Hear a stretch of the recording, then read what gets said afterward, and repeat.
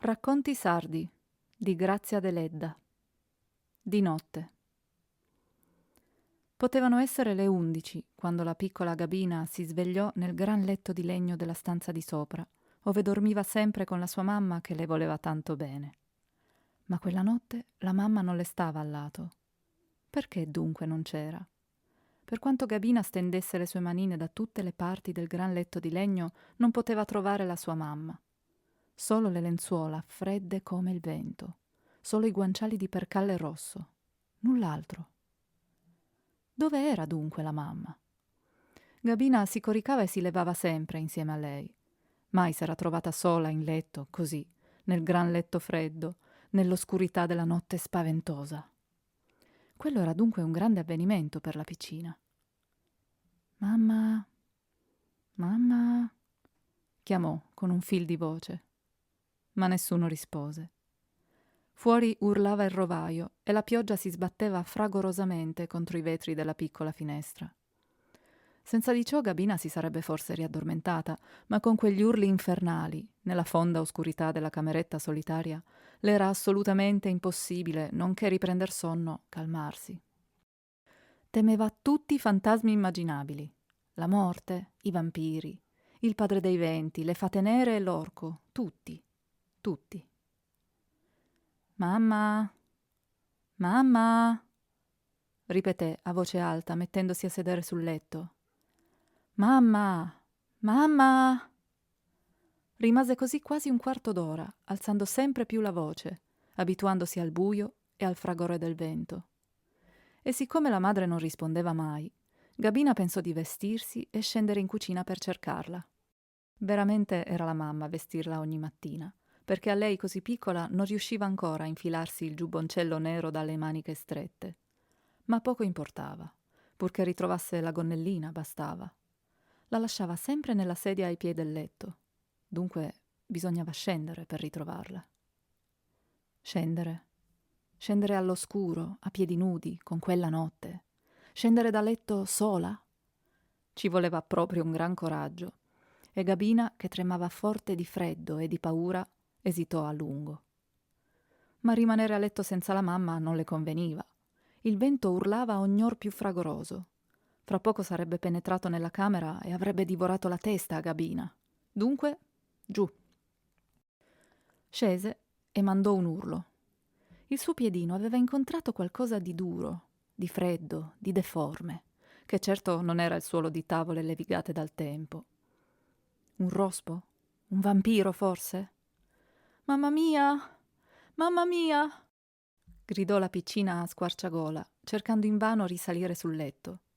Ma alla fine, visto che il vampiro non si muoveva e che la mamma continuava a non rispondere, si chinò e s'assicurò che quella era una scarpa vecchia uscita per caso da sotto il letto.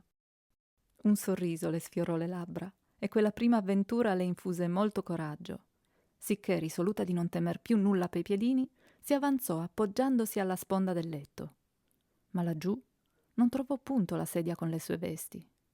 Cominciò a stizzirsi e a imprecare, perché dovete sapere che non era un modello di educazione e nominava con disinvoltura tutti i diavoli dell'inferno, come li udiva dal nonno e dagli zii e un po' anche dalla mamma.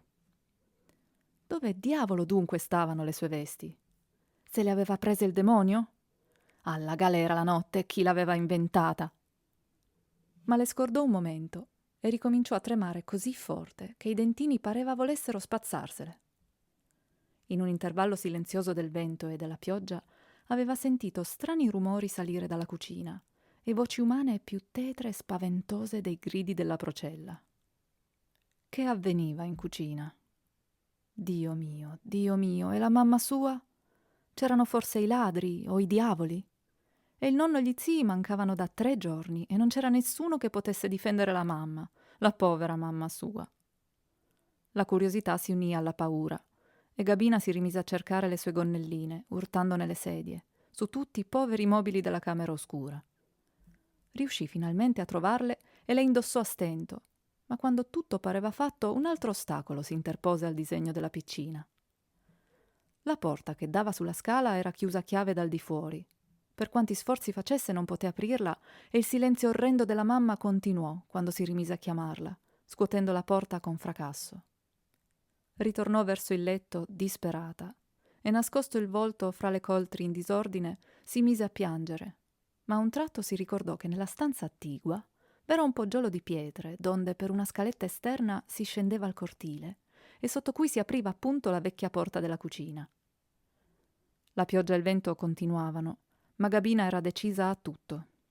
Entrò nella camera vicina, aprì il poggiolo e scese, sfidando l'acqua che veniva giù furiosa dal cielo basso di piombo e il rovaio gelato che imperversava nella notte. Tremava come una foglia, ma aveva completamente scordato i fantasmi e i vampiri. Un'angoscia indicibile le stringeva il cuoricino e un presentimento orribile, superiore alla sua età, le diceva che giù in cucina doveva accadere qualche cosa. Oh, quelle voci che aveva sentito! In un attimo fu sotto la scala, al coperto della pioggia, davanti alla porta della cucina. Anche questa era chiusa, ma Gabina non picchiò per farsela aprire, benché vedesse il bagliore del fuoco acceso nel focolare, attraverso la grande fenditura che rigava dall'alto in basso la porta. Si accoccolò per terra e applicò l'occhio sulla fenditura. Non temeva più, ma non voleva appunto entrare in cucina perché la mamma l'avrebbe certamente picchiata. Il nonno e gli zii, tre uomini alti, robusti, bruni, il cui costume consunto e sporco rivelava una misera esistenza di lavoro continuo e faticoso, i cui occhi cupi e profondi narravano la triste storia di anime ignoranti non avvilite dalla povertà, ma turbinate da passioni tetre, ardenti e dolorose, erano tornati e stavano seduti intorno al focolare. La mamma di Gabina, Simona, giovane, bella, di quella strana bellezza araba che si incontra in molte donne sarde e che ricorda i saraceni dominatori e devastatori dell'isola nel IX e X secolo, rimaneva un po' nell'ombra, seduta per terra, le mani incrociate sulle ginocchia, scalza e in maniche di camicia, larghe maniche all'orientale, strette sui polsi e increspate negli omeri eleganti. Mai Gabina aveva visto sua madre così pallida e cupa. Sua madre, che pure era sempre smorta e triste in viso, mai aveva visto i suoi occhi neri brillare stranamente così. Sotto il fazzoletto nero calato sulla fronte, il volto di Simona assumeva tinte cadaveriche, i lineamenti finissimi e immobili, stirati da una tetra e spaventosa serietà, gli occhi illuminati da un riflesso di odio e di angoscia. Ma chi più attrasse l'attenzione di Gabina e la costrinse a rimanersene fuori fu la vista di un estraneo, seduto anch'esso vicino al focolare, legato solidamente con una corda di pelo alla vecchia sedia che ornava da sola la cucina, una sedia grossolana che restava sempre in un angolo, non toccata da nessuno, ma spesso guardata cupamente da Simona. Gabina non aveva mai, prima d'allora, veduto il volto dell'estraneo che pure indossava il costume del villaggio, e l'andava esaminando curiosamente, chiedendosi chi fosse e perché fosse lì, legato, nel folto della notte. Era un bell'uomo sulla quarantina, i capelli di un biondo rossastro ondeggianti sull'ampia fronte abbronzata, gli occhi grigi acutissimi e con una magnifica barba rossa cadente sul petto. Un'atroce espressione di spasimo gli sconvolgeva tutto il volto e sulla fronte gli brillavano al riflesso del fuoco grosse gocce di sudore. Ma non era pallido come gli altri, e specialmente come Simona. Gabina certamente non percepì tutti questi particolari, ma comprese benissimo che là dentro, nella cucina nera illuminata dal fuoco e da una specie di lampada a quattro becchi, di latta annerita dal fumo del lucignolo, posta sul forno e che andava spegnendo, accadeva qualche cosa di misterioso, di straordinario. E incapace di darsi una qualsiasi spiegazione, rimaneva muta, immobile dietro la porta, la fronte incastonata sulla fenditura, gli occhioni grigi, che rassomigliavano assai a quelli dell'uomo legato alla sedia, spalancati e avidi. La piccina tremava di nuovo. Svanita la curiosità, la paura angosciosa di prima le gravava nuovamente sul cuore e si domandava se tutto non fosse un brutto sogno. Gelidi soffi di vento le percuotevano le spalle mal coperte. i suoi piedini, le sue mani. Tutta la sua personcina oramai erano coperte di neve e l'acqua che invadeva il cortile saliva, saliva, ingrossata sempre più dalla pioggia furiosa. Ben presto l'avrebbe costretta a fuggire o da farsi aprire la porta, ma lei non se ne accorgeva. Provava tanto freddo che sentiva una pazza voglia di piangere, eppure non si muoveva. Un nodo le serrava la gola e più d'una volta dei singhiozzi aridi, spasmodici, le contorcevano le labbra rese livide dal freddo e dallo spavento. Perché ciò che vedeva, ciò che sentiva, era una scena così terribile che avrebbe atterrito qualunque uomo, nonché lei, debole animuccia di appena 9 anni. «Elias! Elias!» esclamava il padre di Simona. «È inutile che tu urli chiedendo aiuto. Nessuno verrà, e la procella nasconde il tuo grido. Nessuno verrà. Tu devi morire lì, legato alla sedia ove ti assidevi ogni notte 10 anni fa. Ti ricordi, miserabile? Ogni notte, in qualità di fidanzato leale ed onesto, con la sedia che abbiamo gelosamente conservato per 10 anni, che ti aspettava, che getteremo sul fuoco intrisa del tuo sangue vigliacco. Difenditi, diceva cupamente Simona. Se non ci dai una sola scusa, almeno una, del tuo vile procedere, la tua morte sarà orribile. Difenditi. Scusati e con una fucilata tutto sarà finito. Se no, guai a te. E sei tu che parli così? Rispose Elias. Tu, donna? Tu che mi dimostravi la bontà in persona? Tu? T'odio. Tu mi hai disonorato. Tu che eri il mio fidanzato, la vita mia. Mi hai tradita, mi hai perduta. Il dolore ha ucciso in me ogni sentimento umano. T'odio e da 10 anni non sogno che la vendetta. E che cosa è, vigliacco, l'angoscia che tu provi stanotte in confronto di ciò che ho sofferto io? E odio, e son io che ho spronato i miei alla vendetta. Uccidetemi dunque, mormorò Elias. Ma pensate che va una coscienza, un Dio. Ci aggiusteremo noi con la nostra coscienza e con Dio, esclamò Tanu, uno dei fratelli, con un sorriso crudele e feroce, che lasciò vedere 2 fila di denti bianchissimi, forti, da belva, scintillanti al riflesso del fuoco. La coscienza è Dio, saltò su Simona come una vipera. Ne hai tu avuto coscienza? Hai pensato a Dio, tu? Elia chinò il capo. In nome di nostra figlia, disse. Dunque sai che ho una figlia? Sì, lo so. Se vuoi io la legittimo. La piglierò meco e un giorno sarà ricca, perché io lo son diventato e con l'altra non ho figli. Come parli? Gridò Pietro, l'altro fratello. Non hai dunque ancora compreso che non uscirai di qui né vivo né morto? E accarezzò lungamente la canna del fucile, che teneva sulle ginocchia, dicendo con crudele lentezza: Ti massacrerò io che ero il tuo amico, io che ti ho introdotto nella nostra casa dove lasciasti la sventura e il disonore. Ti ucciderò io e ti porrò io sottoterra, tristo serpente miserabile. Ah, con chi ti credevi tu? Con chi ti credevi? La nostra famiglia ha vendicato sempre le offese ricevute e noi stanotte, noi che ti abbiamo cercato per 10 anni in tutti i villaggi di Barbagia, per i monti nevosi e per le gole dirupate, noi laveremo col tuo sangue la macchia impressa al nostro nome. Simona, Simona, mormorò il prigioniero, volgendole spaventato uno sguardo supplichevole. Nostra figlia. Taci, non nominarla. È il fiore nato dalla colpa, ma è pura come le nevi del Gennargentu. Tu la profani nominandola perché sei vile, perché sei infame. Tu le sei nulla. Suo padre è Dio. Tu non le vuoi bene, Simona. Se l'ami, lasciami vivere. Un lampo brillò negli occhi foschi della donna. Io adoro mia figlia e vivo solo per lei. Se essa sparisse dalla mia esistenza, tutto crollerebbe intorno a me e sarei la più sfortunata fra le donne. Se l'amo, la mia figlia, la povera figliolina mia. È tutto il mio amore, la mia felicità, ma ti ripeto di non più nominarla. Il suo ricordo, nonché muovermi ad una pietà impossibile in me dopo tutto ciò che è accaduto, accresce il mio odio, la mia sete di vendetta. E non vedo mai l'ora di saperti sottoterra affinché, quando essa mi chiede di suo padre, io possa dirle senza più arrossire: è morto. Dunque è deciso, gridò Elias. Uccidetemi dunque.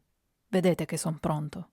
Saprò morire perché non sono vile come voi credete, perché se errai non fu mia colpa, ma del caso, e per volontà di Dio. Uccidetemi. Uccidetemi, ripeté fuori il lugubre fischio del vento. I 5 personaggi di questa tetra tragedia rusticana tacquero un momento. Una calma terribile segnava nei loro volti e il fuoco continuava a illuminare la scena con tinte sanguigne e funebri chiaroscuri. Una scena degna del fosco Caravaggio. Racconta dunque perché mi hai tradito, senza scusa alcuna, dopo 2 anni di fervido amore, disse alla fine Simona, sempre fissa nella sua idea.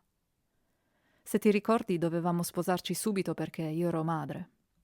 Tu partisti con un cavallo carico di castagne, di formaggio e di arnesi di legno che avresti venduto a Nuoro per comprarmi l'anello di sposa e i gioielli. Dovevi ritornare fra 4 o 5 giorni e mi lasciasti quasi piangendo. Son trascorsi 10 anni, 10 anni di angoscia, di lacrime e d'odio, ma mi pare ieri. E non tornasti. E un mese dopo ti seppi sposo a una fanciulla di Fonni. Racconta. Se è una scusa, ti ripeto, ti uccideremo con una sola fucilata. Altrimenti, come è vero Cristo, come è vero che sei lì legato, ti abbruceremo vivo. L'accento di Simona era così duro che un brivido d'orrore corse per tutto il corpo di Elias. Tuttavia, dissimulando, rispose freddamente: non temo né il fuoco né la palla. Pure vi dirò com'è accaduto. Non fu mia colpa, vi dico, ma volontà di Dio. Sentite. E cominciò. Sì, son 10 anni e pare ieri. Io partii pensando a te e disegnando la nostra vita a venire. Ma Dio volle altrimenti. Ero 2 ore distante da Fonni, ove contavo di passare la notte, per proseguire l'indomani il viaggio verso Nuoro, allorché cominciò a nevicare. Non ne feci caso, abituato com'ero a tutte le intemperie del tempo, e proseguii per il sentiero dirupato, attraverso le gole dei monti, camminando a piedi davanti al mio cavallino tanto carico. E cammina, cammina. Il vento mi batteva la neve sul volto, appiccicandola alle mie vesti, alle mie mani, persino alle ciglia e alle labbra. In breve il mio pastrano ne fu tutto coperto, e le bisacce delle castagne, e la groppa del cavallo, tutto, tutto quanto. Il sentiero sparve sotto la neve, ma io, che mi credevo pratico dei luoghi, proseguii senza turbarmi, in linea retta, gli occhi fissi sull'orizzonte dove di tanto in tanto credevo scorgere il profilo di Fonni. Il vento urlava a pazzo per le montagne e la notte piombava, ma la neve cadeva sempre,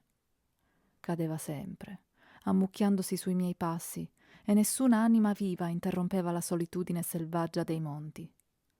Solo noi. Io che cominciavo a perdermi d'animo, bagnato fino alle ossa, cominciando a credere d'essermi smarrito, giacché Fonni non compariva più sul mio cammino, e il povero cavallo che tremava tutto e non poteva più andare innanzi. La neve ingrossava. Per ogni passo correva un quarto d'ora, e le tenebre si facevano ogni ora più folte. Mi pentivo di non essermi fermato in un ovile incontrato mezz'ora prima che la neve cominciava, e dove il pastore m'aveva invitato a passare la notte, pronosticandomi la vicina bufera. E ad un tratto, disperato del tutto, pensai di dar volta e ritornarmene là. Decisi di salire anzi a cavallo perché m'era impossibile proseguire a piedi, ma siccome l'animale era estenuato più di me, così gravemente carico come si trovava, lo scaricai di tutta quella roba che, mal come potei, misi al sicuro sotto un albero, sperando di ritrovarla l'indomani. Lo montai e via. Avanti, dicevo amorevolmente al mio povero cavallino. Stanotte ci riposiamo laggiù e domani sorgerà un bel sole che ci permetterà di ritornare qui. Ripiglieremo la nostra mercanzia e andremo a Fonni. Là giunti non c'è più che temere. Avanti, avanti!» Per un po' il cavallo parve partecipasse alle mie idee e camminò, ma a un punto rallentò il passo e finì col fermarsi. Invano lo aizzai, lo carezzai, lo percossi. Non si mosse più, ed io dovetti smontare e ripigliare il cammino a piedi, trascinando dietro la povera bestia. Oh, che notte orrenda! Il vento era cessato, ma la notte regnava folta e desolata sulle montagne, e la neve cadeva, cadeva sempre. Una lieve luce bianca tramandata dal manto che copriva le rupi mi permetteva di non cadere in qualche precipizio, ma a poco i miei occhi si velavano. Le gambe mi si intorpidivano sotto le ghette bagnate e tutto il mio corpo diventava freddo e inerte come la neve su cui mi trascinavo barcollando. Una volta io e il cavallo cademmo in un fosso. Io mi rialzai a stento, ma il cavallo non si mosse più ed io non pensai punto ad aiutarlo. Ripresi la via. Ero interamente coperto di neve. Grosse lagrime mi cadevano dagli occhi e finivano confondendosi con la neve che mi imbiancava la barba. Le mani mi pendevano inerte e gelate sotto il pastrano freddo e pesante. E i piedi andavano automaticamente, a caso, barcollando. E non un lume appariva nella notte, non una voce umana risuonava per l'orribile solitudine della montagna. A manca e a destra i picchi bianchi si innalzavano, perdendosi nel cielo color di cenere. Dietro non scorgevo nulla attraverso la nebbia che scendeva lentamente dall'orizzonte e che presto mi avrebbe attorniato. Davanti la china si stendeva sotto i miei piedi, piena di burroni e di precipizi. Non era certo questa la strada percorsa qualche ora prima, no. E l'ovile non poteva comparire innanzi a me perché m'ero smarrito. Oh, perché non avevo proseguito verso Fonni?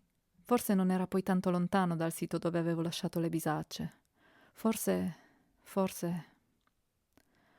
Le forze mi venivano meno. Dopo mezz'ora di faticoso e inutile cammino, la nebbia mi raggiunse, acre, densa, nera, mi circondò e proseguì la discesa, togliendomi l'ultimo barlume di luce. Ancora un passo e sarei caduto forse in qualche abisso. D'altronde m'era impossibile continuare perché ora la neve mi giungeva al ginocchio e una volta affondati i piedi mi riusciva a stento trattenerli. Ero bagnato fino alle ossa, non vedevo più e come gli occhi così mi si velò la mente. Caddi sulla neve e raccomandai la mia anima a Dio, pensando un'ultima volta a Simona. Elias tacque un momento, quasi ancora oppresso dal ricordo di quella triste notte, forse confrontandola con la notte più triste ancora che trascorreva. «Prosegui», disse Simona. Il suo accento non era più feroce. I suoi occhi stavano fissi al suolo e tutta l'espressione truce del suo volto andava sfumando insensibilmente. Elia se ne accorse e sussultò di speranza. Poi riprese. Quando rinvenni era giorno alto. Mi trovai steso in un letto caldo, in fondo a una cucina grandissima, nel cui centro, nel focolare di pietra, ardeva un enorme fuoco il cui tepore giungeva sino a me. Dalla quantità delle stoviglie e delle masserizie che arredavano la cucina, arguii di trovarmi in casa di gente benestante. Una ragazza preparava il pranzo accanto al focolare e al suo costume la riconobbi per fonnese. Dunque ero a Fonni. Chi mi ci aveva trasportato? Chi mi aveva salvato? Che differenza fra il mio stato di 10 ore prima e il presente, fra il letto di neve sotto il cielo nero e la nebbia, con la morte al lato, e il letto caldo in cui mi svegliavo, e la bella ragazza che mi stava vicino, forse spiando il mio ritorno alla vita. Sì, proprio una bella ragazza. Quando accortasi di me mi si accostò, la guardai meravigliato, chiedendomi se non era una visione. Non avevo mai visto una bellezza simile, solo la nostra Madonna del latte dolce nei giorni di festa. Così gli occhi grandi e neri, così i capelli, così la pelle color di rosa, la bocca piccola, il naso profilato, il collo lungo bianchissimo, la persona tutta, infine, tutta. Aveva una gonna sola, stretta, che le disegnava le anche ben fatte, e lasciava vedere i piccoli piedi calzati da scarpette piene di fiocchi, un corsetto nero di albagio e il piccolo busto slacciato sulla camicia bianchissima, sotto le cui pieghe si modellava il seno nascente, perché la fanciulla poteva avere al più 18 anni. Se faccio tutti questi particolari, proseguì Elias, mentre gli occhi di Simona riprendevano il cupo lampeggiamento di prima, indovinando nella bella fanciulla fonnese la donna che le aveva rapita l'intera felicità della sua vita, e per spiegare in qualche modo la causa primiera del mio traviamento. Io dunque la guardavo incantato, e mentre essa mi accomodava le coperte sulle spalle, un brivido mi passò per tutta la persona. Ahimè, lo confesso, in quel momento avevo scordato la bufera della notte, il mio cavallo morto fra la neve, le castagne perdute, la causa per cui mi trovavo in quel letto. «Come stai?» mi chiese la fanciulla tastandomi il polso. «Son già 5 ore che tu vaneggi. Come ti chiami?» «E tu?» domandai io con voce rauca. «Dove sono?» «In casa mia. Mi chiamo Cosima P. Stanotte il mio servo che passava per la montagna ti trovò quasi morto sulla neve. Ti prese sul suo cavallo e ti portò qui. Sei a Fonni, sai. Dopo molte cure rinvenisti verso le 5 di questa mattina, ma subito ti assalì la febbre e il delirio, sicché non potei sapere chi tu fossi. Al tuo vestire credo che tu sii del villaggio di A, ma non so chi tu sei». Le raccontai la mia storia, non tacendole il motivo del mio viaggio e le mie prossime nozze con Simona. «Devi essere ben povero se per comprare gli anelli ti vedesti costretto a intraprendere un viaggio così», mi disse Cosima fissandomi coi suoi grandi occhi neri lucenti. «No», risposi, «non sono tanto povero. Ho un chiusetto piantato a castagni che mi rende 20 scudi ogni inverno ed ho buone mani per lavorare. Ma è necessario che vada a Nuoro di tanto in tanto per vendere i miei prodotti. Ho anche il carro e i buoi, e il cavallo, e la casa. Non sono povero, no. E anche Simona mi porterà qualche cosa». Parlammo così lung'ora, con la massima confidenza, quasi ci fossimo conosciuti da molto. E Cosima a sua volta mi disse che era orfana e ricca. Amministrava da sé, essendo pochi mesi prima morto il suo tutore, e aveva una serva e 2 servi, uno contadino e l'altro, quello che mi aveva salvato, pastore. Possedeva la casa, un orto grandissimo, una tanca e molto bestiame. Quando mi volli levare me lo impedì, dicendomi che ero malato e che il medico, chiamato la notte al mio letto, aveva ordinato di non lasciarmi non solo ripartire, ma neppure levare. E restai. Peppa, la serva, sopraggiunta, mi diede una scodella di brodo e mi ripeté tutto ciò che la padrona mi aveva detto, compreso l'ordine del medico. Infatti il freddo e la febbre non tardarono a ricomparire. Una febbre gagliarda che mi faceva ballare nel letto, che sconvolgeva tutto a me intorno in un vortice pazzo e vertiginoso. Rimasi così, tra la vita e la morte, per una settimana. Nei lucidi intervalli pregavo Cosima di mandare a dire a Simona il mio stato per rassicurarla sulla mia tardanza, e la ragazza mi diceva sempre di sì, scongiurandomi a star tranquillo.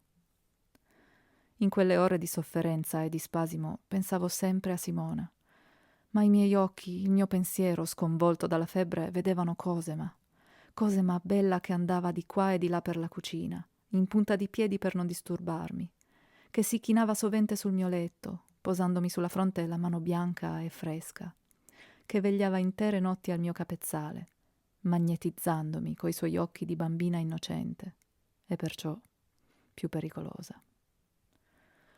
Tutte quelle cure, quelle attenzioni che mi dava, senza quasi conoscermi, mentre destavano in me la più profonda delle riconoscenze, mi facevano pensare con dispetto alla strana indifferenza di Simona, la mia fidanzata che non dava segno di vita mentre io morivo lontano dal mio paese.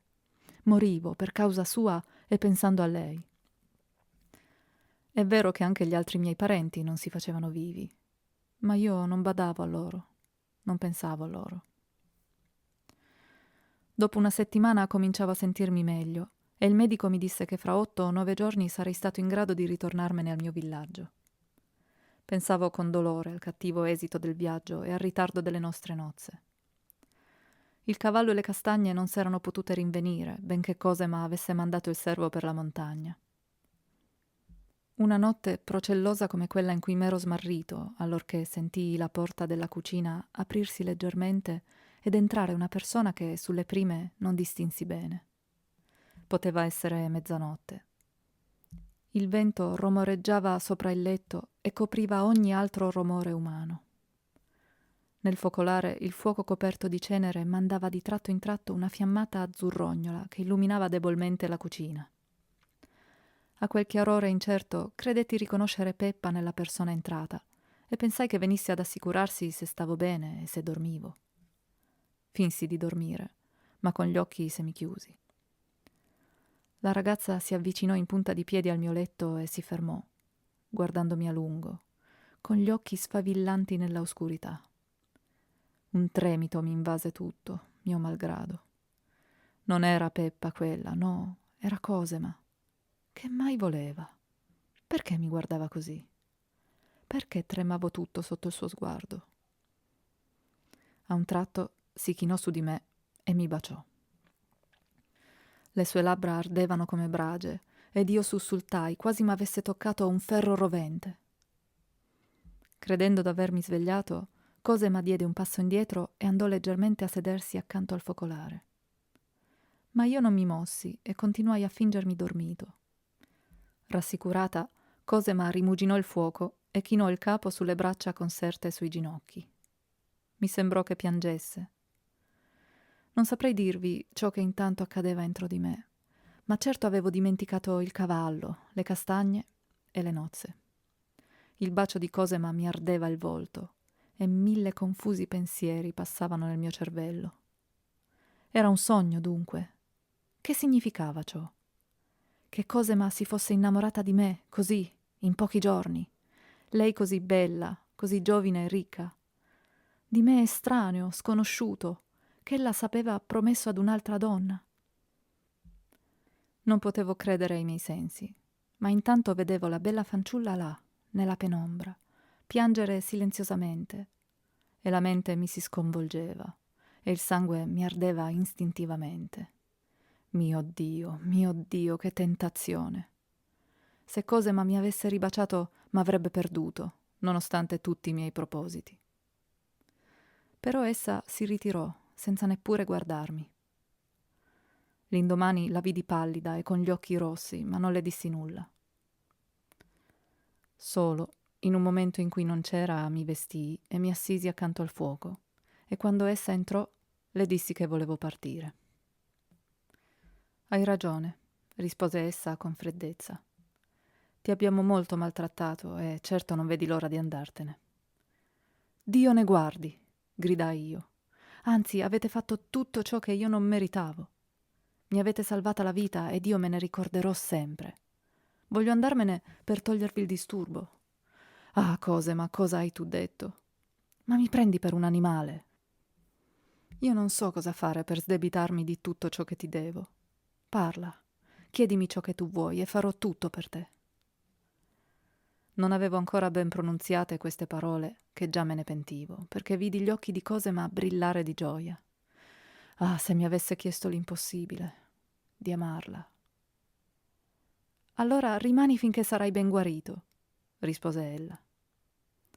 Rimasi, tanto più che mi sentivo incapace di intraprendere il viaggio, così debole, e col tempo pessimo che regnava. Ma non mi sentivo tranquillo, e un presentimento mi diceva che avrei finito col cedere alla misteriosa seduzione di Cosima. Lottavo con tutte le forze, ma l'immagine della bella ragazza, per lo più reale, si imponeva al mio pensiero, e il ricordo del suo bacio mi faceva tremare più della febbre. Invano pensavo intensamente a Simona, al suo stato, alle mie sacre promesse. Quando più forte era la mia decisione, ecco Cosima lì, davanti a me, affascinante, bella, che mi incantava col suo sorriso, col suo sguardo fisso nel mio, col quale mi diceva tante cose che non osava esprimermi a voce. Signori Dio, che spasimi, che tentazioni, che guerra! Piangevo come un bambino, e più di una volta nella notte fonda, mentre imperversava la procella, Fui per fuggire da quell'inferno, dicendomi che era meglio morire fra i monti che vivere così. Perché mi avevano salvato? Perché? Il dolore interno accresceva il mio male. Avevo la febbre nel sangue e nel cervello e mi pareva di odiare Cosima a cui dovevo tanto. Cosima che ogni notte veniva a darmi il solito bacio, all'oscuro. Così non poteva durare. Finii col credere che tutto fosse un sogno, un'opera del demonio, e fisso in quest'idea decisi di accertarmene. Non l'avessi mai fatto. Una notte, mentre Cosima mi baciava, le afferrai le mani e spalancando gli occhi la fissai alla luce incerta del fuoco. Ella non disse nulla, ma tremò tutta e aspettò che parlassi. Cosima, che vuol dire ciò? Chiesi severamente. Essa si lasciò cadere in ginocchio e nascondendo il volto fra le mani mormorò: Perdonami, t'amo da morirne. Anch'io cominciai a tremare. Pure, facendo il forte, esclamai: Che hai tu detto? Ma non sai che sono ammogliato? Non è vero, so tutto. So che sei fidanzato e so lo stato in cui si trova Simona. Però so anche che tutto il villaggio dice che tu non sei il solo padre di... Cosima! Gridai fuori di me. Non calunniare nessuno. Dimmi che m'ami, che mi vuoi, ma non calunniare. Dico ciò che ho inteso, ma non gridare così. Peppa potrebbe svegliarsi e accorgersi di tutto. Non perdermi perché t'amo. Era così supplichevole che, abbassando la voce, le chiesi fremendo la spiegazione delle sue orribili parole. E lei mi raccontò 1000 storie che non ricordo bene, che non sentivo bene, ma dalle quali emergeva chiara per me una sola cosa: che io ero mistificato in una guisa infame e che Simona non m'amava, ma lo fingeva per coprirsi di una colpa di cui non io solo era il complice. Oh, che orrore, che orrore! Che miserabile! Esclamò Simona, interrompendo il racconto di Elias, livida in volto, agitando le braccia. Ma Tanu, il fratello, che la pensava diversamente, ascoltando Elias con un sorriso acre di incredulità, sicuro che tutto il racconto era una fiaba, la calmò a stento e disse beffardo: Prosegui, e sii più breve. Sarò breve. Cosima mi promise delle prove. Poi tutto ad un tratto si mise a piangere disperatamente, singhiozzando. Ebbene? Chiesi io sorpreso. E ora perché piangi? In realtà non potevo trattenermi neppur io, e un nodo mi serrava la gola. Credevo e non credevo a ciò che Cosima m'aveva detto, e mentre sentivo una pazza voglia di schiaffeggiarla, avrei voluto baciarla dicendole: T'amo e disprezzo Simona. Perdonami, perdonami, ripeteva essa con la voce rotta dal pianto. So che non puoi amarmi, che ami quella. Perdonami se non ho potuto resistere, ma ti amo tanto. Ma sento morirmi. Ma se tu non avrai pietà di me, accadrà qualcosa di fatale. Cosima, le dicevo io. Come puoi tu amarmi? Io sono povero e i tuoi parenti, anche se io t'amassi, non acconsentirebbero. Io non ho parenti. Sono padrona di me e farò ciò che mi piacerà. Ma tu non puoi, non vuoi amarmi, tu ami quella. E accentava con disprezzo la parola quella. Tu mi lascerai morire. Oh Elias, se tu sapessi come soffro. Ti ho amato dal primo vederti e subito mi accorsi che la tua entrata in casa mia doveva portarmi la morte. Ma io non ti chiedo nulla, nulla. Se vuoi andartene, vattene, ma ricordati di me. Fa conto di non aver inteso nulla dalle mie labbra e sposa Simona. Ma quando sarai infelice, rammentati che io sono più infelice di te. Così Cosima parlò lung'ora, sempre china su me, bruciandomi il volto col suo alito ardente, bagnandomi le mani con le sue lagrime.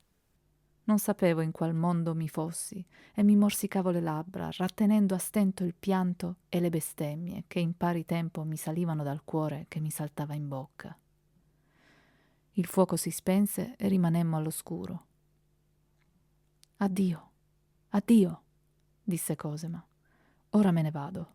Domani partirai e non ci vedremo più. Ricordati di me, Elias, ricordati. Addio, addio. Vattene pure. Io non ti chiedo nulla. Non mi chiedeva nulla, ma intanto mi copriva il volto di baci e di lagrime. Lagrime che parevano gocce di piombo liquido. Baci lunghi, pazzi, che mi bruciavano le labbra, gli occhi, le guance, che finirono col togliermi la ragione rimastami. Cosema, dissi con voce rauca, stringendole la testa fra le mani e ricambiandole i suoi baci. T'amo e rimarrò. 2 giorni dopo, conchiuse Elias, un prete venne in casa di Cosema e ci sposò segretamente. Io avevo sempre la febbre e operavo automaticamente, senza quasi avvedermi di nulla. Lo stesso giorno si fecero le pubblicazioni e 3 settimane dopo, davanti alla legge, ero per sempre legato a Cosema.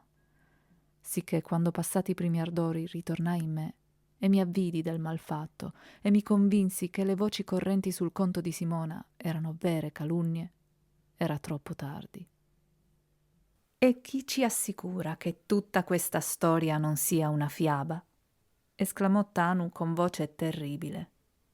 Elias chinò il capo e nei suoi occhi morì la speranza.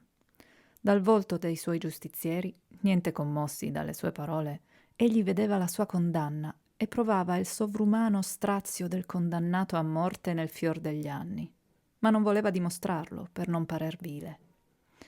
«È vero», disse, «nessuno può difendermi». Rivolse uno sguardo a Simona, ma gli occhi della giovine erano lontani dai suoi, e d'altronde, anche volendolo, essa non avrebbe potuto salvarlo. «Tu morrai», sentenziò cupamente il padre.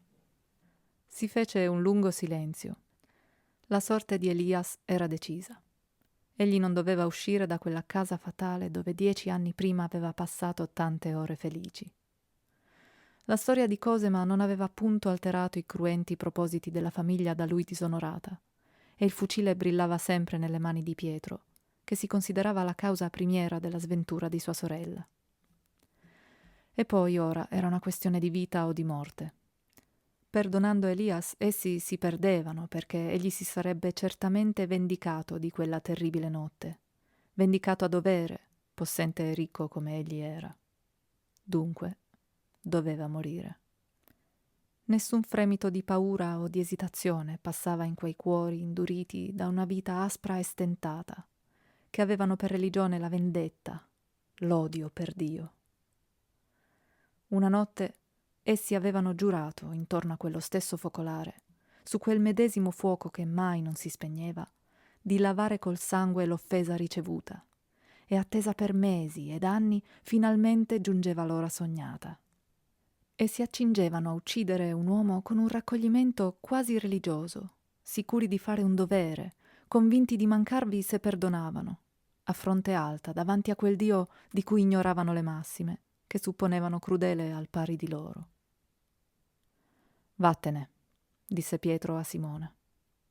«No, rimango sino all'ultimo», rispose la giovine con voce ferma che fece trasalire vivamente Elias. Pietro alzò il fucile. Il vento, la pioggia, i tuoni scrosciavano fuori con indicibile fragore. Parevano urli umani e rovinare di montagne. La giusta ira di Dio per il delitto che consumavasi in quella casa nera e desolata, abitata da demoni in vesta d'uomini. Pietro mirò Elias, ma mentre stava per calcare il grilletto, un colpo secco e sonoro, che non era certo causato dal vento, batté sulla porticina sprangata che dava sul cortile. Si guardarono tutti spaventati, le labbra pallide, il cuore immoto, e il fucile ricadde sulle ginocchia di Pietro. Chi poteva essere? Erano dunque scoperti? Perduti? Ma repente Simona si alzò di scatto e gridando con terrore: «Gabina! Gabina!»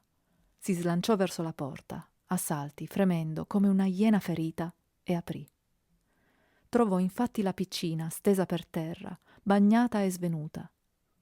Gabina, visto e udito tutto, non aveva potuto resistere ed era svenuta, piena di spavento ed orrore. «Figlia mia, Gabina, Gabinedda, figliolina mia!» diceva Simona prendendola fra le braccia e portandola accanto al focolare.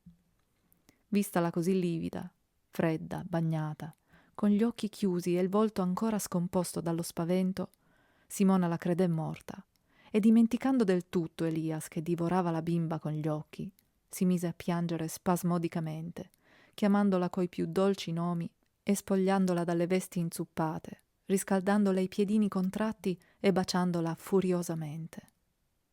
Ma Gabina non dava segno di vita.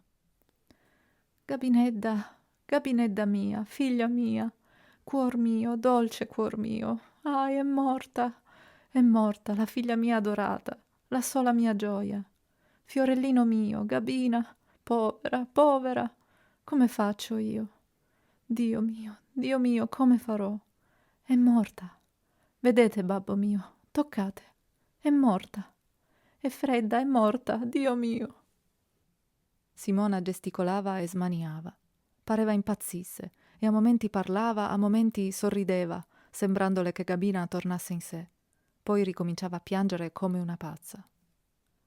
Tanu e Pietro intanto si guardavano confusi e interdetti. Certo la piccina aveva inteso e visto tutto. Dunque? Elias taceva e fissava sempre la bimba, cupo e disperato. Oh, se fosse morta davvero? Zio Tottò, invece, che era molto superstizioso, sorrideva amaramente pensando che là sotto stava la mano di Dio che li puniva, o almeno li avvertiva. La luce inondava l'anima del vecchio e un grande pensiero gli brillava nella mente. Prese Gabina dal grembo di Simona e la pose fra le braccia di Tanu dicendogli: «Portala su, al letto. E tu, Pietro, corri e fa venire il medico». «Babbo!» esclamò il giovine spalancando gli occhi e accennando Elias, mentre Tanu, obbediente, usciva con Gabina fra le braccia e Simona dietro col lume. «Va», rispose il vecchio, «va, ti dico, non accadrà nulla di male». Fidente nel padre, Pietro, che adorava la nipotina, che anch'egli credeva morta o in fin di vita, depose il fucile e uscì. Dopo un momento zio Tottoi si avvicinò alla porta e chiamò: «Simona, Simona, scendi». La giovine scese subito. «Simona», mormorò il padre con voce solenne e misteriosa, «Gabina ha visto tutto. È la mano di Dio, Simona». La giovine comprese. Rimase immobile, muta, gli occhi fissi su Elias, i grandi occhi nel cui fosco brillare si leggeva una vera battaglia interna. «È la mano di Dio», ripeté il vecchio. A un tratto Simona si slanciò verso Elias e sciolse le corde. Libero che fu, lo prese per mano, lo condusse al cortile, gli aprì il vecchio portone e lo spinse nella via dicendogli: «Vattene e ricordati di tua figlia». E rimase lì, finché il passo di lui non morì in lontananza, fra gli urli della procella.